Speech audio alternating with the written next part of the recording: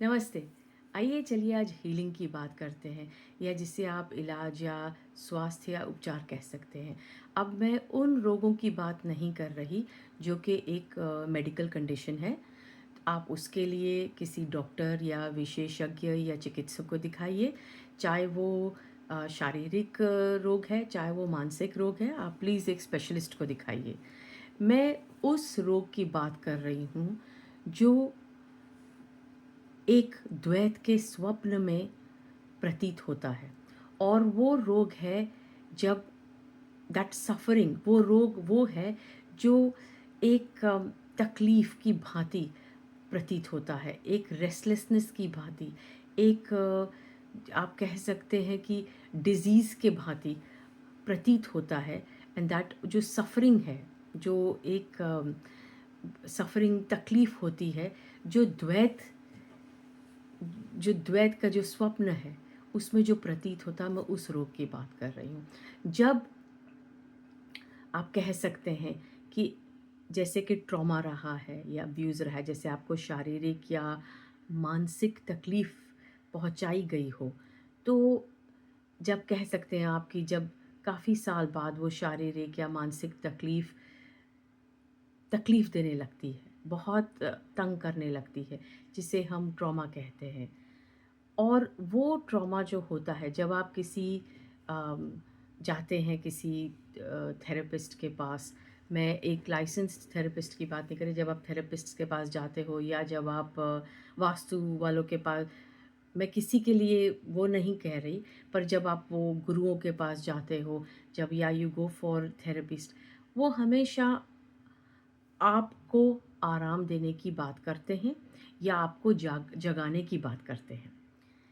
Because ये जो स्वप्न है, जो ड्रीम ऑफ डुअलिटी है, जो ये द्वैत का स्वप्न है, वो द्वैत के स्वप्न में एक मैं जो प्रतीत हो रहा है, जो निराकार का भ्रम है, उसे सही माना जाता है, उसे रियल माना जाता है, उसे असली माना जाता है। ये माना जाता है कि और ये सब उसका खेल ही है, निराकार का खेल ही है, पर उसकी बाद में बात करते हैं। ये माना जाता है कि जो मैं है, वो इस शरीर में रहता है।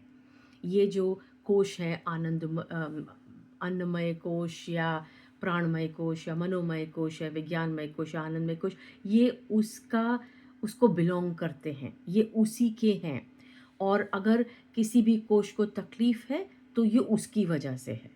तो उस मैं को एक पोजीशन दे दी जाती है। एक व्यक्तिगत अ, एक जो व्यक्तित्व और एक व्यक्ति माना जाता है उसे, और उसे एक व्यक्तिगत पोजीशन या आप कह सकते हैं जगह दे दी जाती है। ऐसा कहा माना जाता है कि ये यहाँ पर रहता है, ये मैं यहाँ पर रहता है, और ये शरीर भी उसका, मन भी उसका है, सब कुछ उसका है, और ये मैं का है।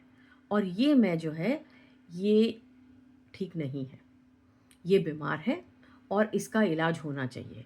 और उसको खुश करने के चक्कर में या उसको शांत करने के चक्कर में या उसे पैसिफाई आप कह सकते हैं, तो जो विशेषज्ञ होते थेरेपिस्ट होंगे, वो कहेंगे जी आप अपने आप को गिल्टी मत फ़ील करो, जी आप ऐसे मत करो, जी आप ऐसे मत करो।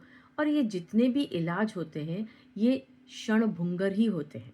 अच्छा, अगर आप किसी गुरु के पास चले गए, तो वो आपको इतनी बड़ी साधना बता देगा, वो बताएगा कि स्पिरिचुअल पाथ पे अगर आपको चलना है, ये आध्यात्मिक उस पे, तो ये एक प्रॉपर क्या उसको बोलते हैं, जर्नी है।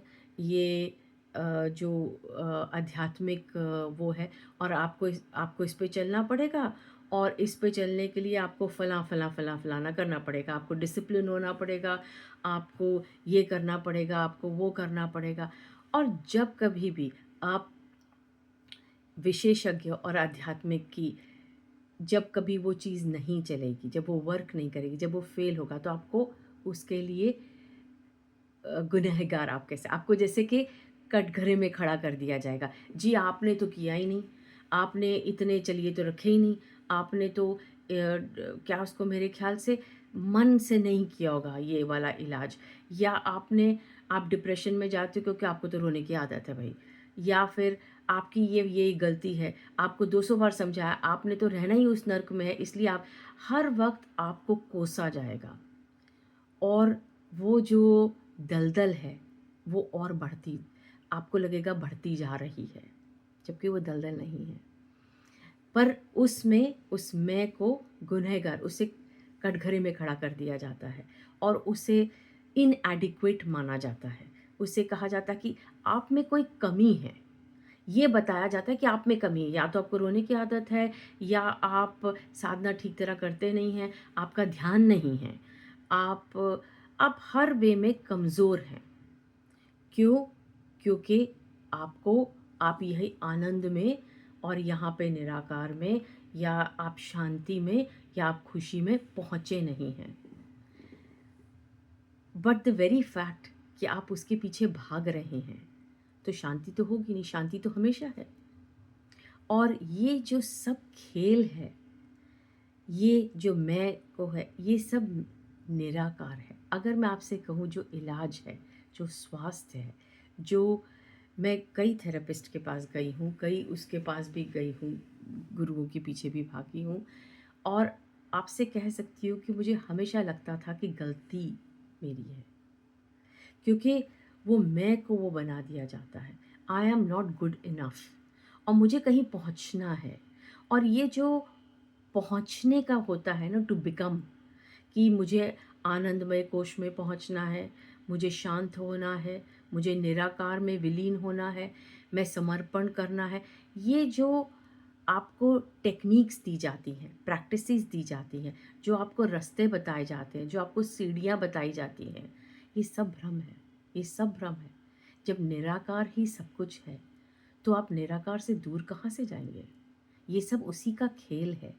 निराकार तो अनंत है, इट्स बाउंडलेस और वो बाउंडलेसनेस ही हीलिंग है, वही स्वास्थ्य है और वो निराकार ही आकार में शक्ति, उसकी शक्ति रूप शक्ति है, उसकी ध्वनि है, ये आकार ये जो भी आकार है, जो भी आकार नज़र आता है, चाहे वो टेबल है, चाहे फ़ोन है, चाहे आसमान है, चाहे पेड़ है, चाहे इंसान है, जो भी आकार है, चाहे कीड़ा मकोड़ा है, ये सारा आकार निराकार का रूप है, शक्तिमान रूप है। ये वो अपनी शक्ति में नृत्य कर रहा है, उस रूप में उस रूप को गा रहा है अपनी शक्ति से।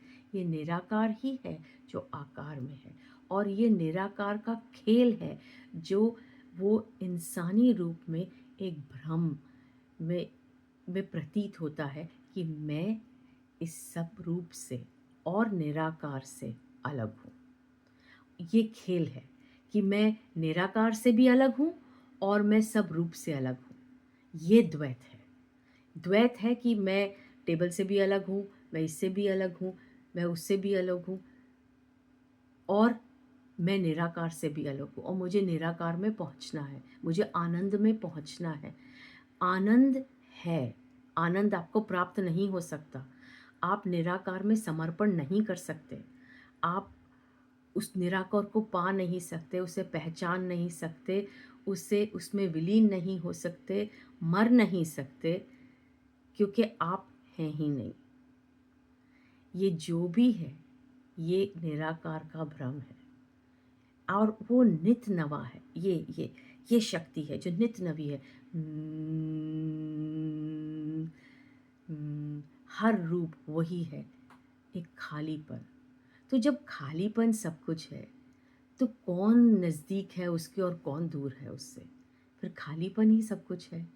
ना कोई नज़दीक है, ना कोई दूर है, ना कोई उसके अंदर है, ना कोई उसके बाहर है, ना उसके कोई परे है, ना उसके उसमें ग्रस्त है। भ्रम में कोई ग्रस्त नहीं है। भ्रम है कि मैं अलग हूँ और वो उसी का खेल है और वो क्यों है, वो कोई नहीं जान सकता क्योंकि उससे अलग कुछ है ही नहीं। तो कौन उससे अलग है जो उसे पहचान सकता है? तो फलाँ स्वामी जी को मिल गया या ढिमकाने गुरु को मिल गया, ये सब कहानियाँ हैं।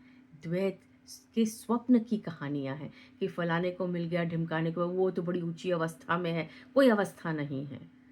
ये सब भ्रम है कि अवस्था है, सब कुछ निराकार ही है।